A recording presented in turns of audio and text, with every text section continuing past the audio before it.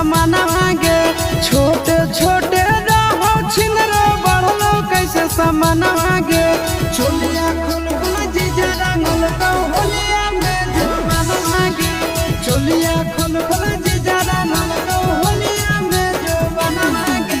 होलिया खेलले खेलले छिनरो गेले दीदी अंगन आगे चोलिया खोल खोल जीजा रंगल तो होलिया में जवान आगे चोलिया खोल खोल जीजा रंगल तो होलिया में जवान आगे छोटे छोटे रहो छिनरो बढ़लो कैसे सामान आगे